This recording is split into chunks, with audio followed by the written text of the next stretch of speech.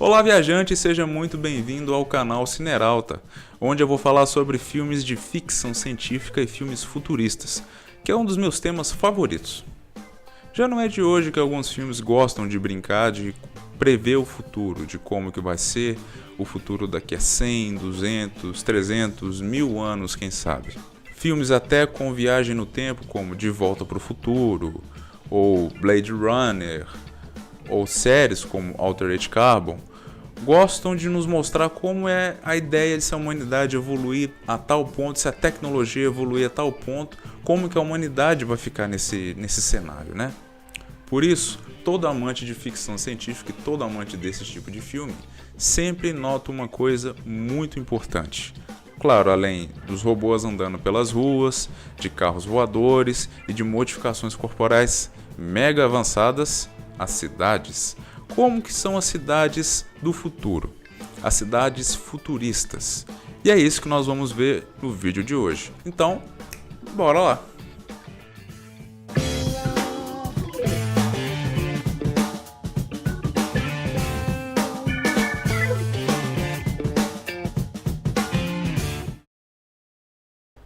Então bora começar com a Los Angeles futurista de Blade Runner, lançada em 1982, com o design da cidade criado por Ridley Scott e Cy Mind. Criaram um estilo quase único da cidade, onde que o velho se compõe ao novo, onde que elementos antigos acabam se unindo a prédios e a construções já ultrapassadas. A ideia de Cy Mind era criar uma cidade muito aglomerada, cheia de elementos, com muitas informações, tudo muito pesado, tudo muito dark, tudo num ambiente muito distópico, criando prédios, edifícios até maiores que o próprio Empire State Building. Sim, eu sei que Empire State fica em Nova York, a gente está falando de Los Angeles, tá? Eu tô ligado nisso aí. Tanto que nas artes conceituais, nos esboços, nas artes, ele chegou a criar prédios de 3.000 metros de altura. Prédios tão altos que precisou de criar uma rede de locomoção com os carros voadores, mercados e tudo mais, ali para a galera que vive nesse nível mais alto, assim, vamos dizer. E infelizmente para a galera que vive 60 andares abaixo dessa cidade maravilhosa, cidade muito bonita, essa cidade muito acolhedora para todo mundo, vão sobrar apenas os corredores muito estreitos, muito fechados, o que um dia foram as ruas de uma Los Angeles. Mas é claro, tudo não é tão ruim que não possa piorar, né?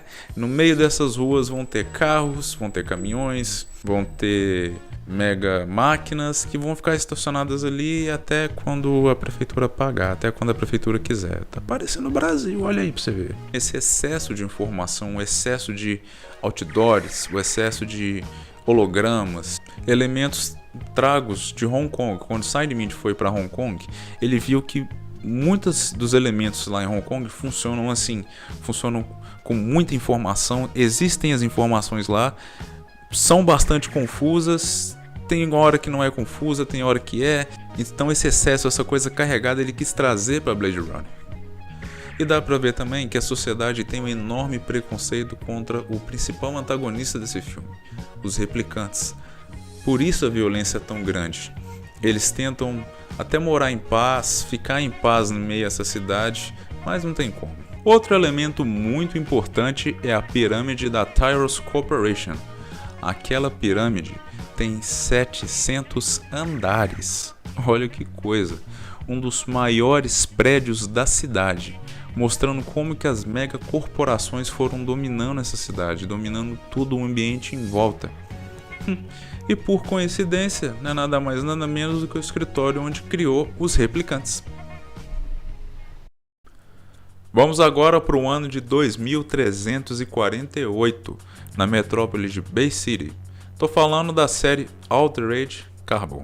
Nessa série, mostra que as pessoas já não morrem mais.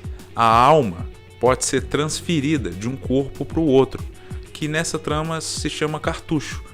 Na trama, Takeshi Kovacs, é assim mesmo, Takeshi Kovacs, um guerreiro que se tornou rebelde, acaba sendo preso e meio que congelado ou renascido, sei lá, ele é congelado e depois ele é transferido para um outro corpo e ele precisa se adaptar a esse novo corpo, precisa sentir como que é se adaptar nesse novo corpo com novas habilidades de luta, novas habilidades de tiro. E ele é contratado por um bilionário que é o Lawrence Bancroft. Eu tô bom hoje, hein? Lawrence Bancroft. E ele é contratado por um cara que se chama Lawrence Bancroft, um bilionário, para poder desvendar o próprio assassinato. Olha o nível que essa galera chegou no ano de 2348. Essa galera que morre e revive daqui a 5 minutos vive em Arium, uma cidade extremamente alta, num prédio extremamente alto, que não pode nem ser chamado de prédio, é uma cidade íngreme, que fica acima das nuvens. E justamente nesse lugar fica uma árvore mega ancestral, uma árvore em espiral, que foi ela a responsável por criar essa essência desses cartuchos alienígenas. Então agora descendo um pouco bem abaixo de Arium, bem abaixo mesmo, na galera que se lasca lá embaixo para poder fazer o corre do dia a dia, gente que se ferra, gente que perdeu o emprego por causa dessas grandes corporações, que por causa dessas troca de cartucho, e gente que infelizmente precisa de outros cartuchos, outros corpos que não condizem com a pessoa que é. Olha que coisa interessante. Tem gente que na própria série mostra uma criança de 5 anos no corpo de uma senhora de 90. Fora também os ativistas anti essa clonagem, né? Antes essa imortalidade, que justo nos primeiros episódios da primeira temporada, em frente à delegacia, mostra que esses ativistas não querem mais viver para sempre, não querem essas coisas de viver para sempre. Chamam até o Takeshi Kovacs de aberração e por aí vai. Altered Carbon é uma série que na primeira temporada explora um pouco, tenta contar um pouco da atmosfera do que é o Altered Carbon, e na segunda temporada mostra a essência do que o Takeshi Kovacs vai fazer a partir do que ele descobriu na primeira temporada. Se você ainda não viu, eu não vou dar tanto spoiler assim. Então, já até transferi ele para outro planeta.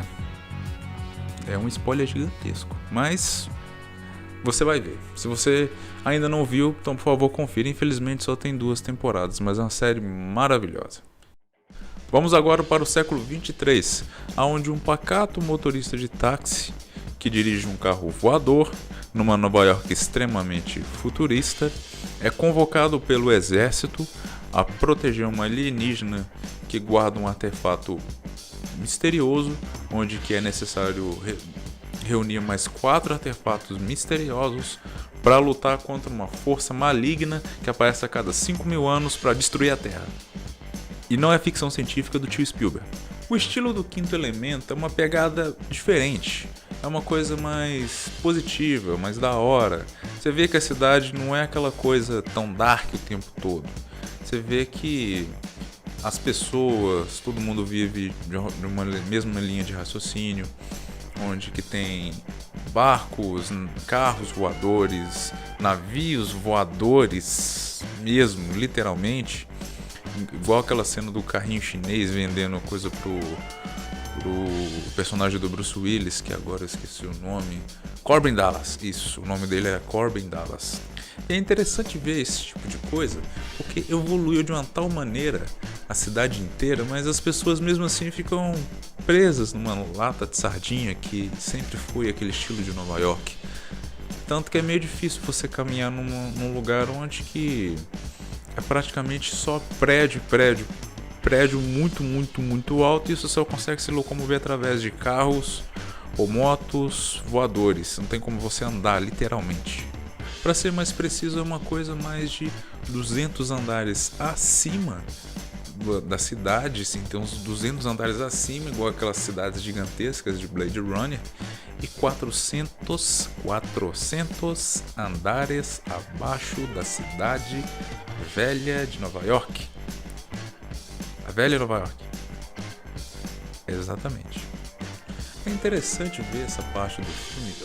É um dos meus filmes favoritos da vida, O Quinto Elemento, porque ele mostra o quanto a sociedade evoluiu com o estilo dos carros, que foi feito pelos designers, que agora eu esqueci o nome. Oxe.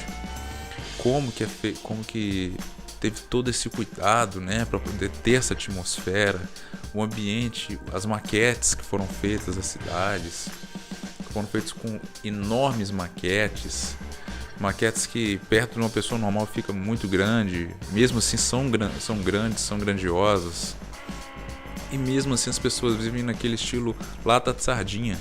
Não tem como sair ou fazer muita coisa além do que já faz normalmente. Tipo, se uma pessoa é policial ou é só aquilo mesmo, ou se... Um exemplo é a cena do McDonald's, o policial pedindo um McDonald's num drive-thru e qualquer coisa, qualquer deslize, uma pessoa pode cair dali e morrer. Aquela moça, você tem um desespero quando ela entrega o lanche pro policial, tipo, moça, toma cuidado pra não cair, pelo amor de Deus. Naquela perseguição dos carros voadores, aquilo lá, que cena, senhoras e senhores. Eu quero estar pelo menos vivo pra dirigir um carro desse. Com certeza, do jeito que eu sou, eu vou bater no primeiro prédio. Vamos agora para um futuro não tão distante assim, uma Chicago de 2035, do filme Eu, Robô. É com certeza um dos meus filmes favoritos da infância e até hoje, tanto que tem até o livro e com certeza recomendo e muito. O designer de Eu, Robô, Steven Martinelli, quis manter uma coisa mais clean, uma coisa mais limpa, mais cromada assim, na cidade, no estilo, até nos robôs, por exemplo. Tanto que dá pra ver a magnitude dos prédios, do prédio, né, da US Robotics, no meio da cidade, que ele é o prédio mais alto da cidade. Você vê aí algumas artes conceituais, algumas artes que ele esboçou dos robôs, dos prédios, como que ele idealizava essa cidade, uma coisa mais pé no chão, mais clean. Como é 2035, as coisas estão bem atuais. Na parte mais pobre da cidade, dá para ver uma diferença gigantesca, um contraste gigantesco quando a tecnologia começa a invadir esses lugares, prédios antigos, metrô e tudo mais.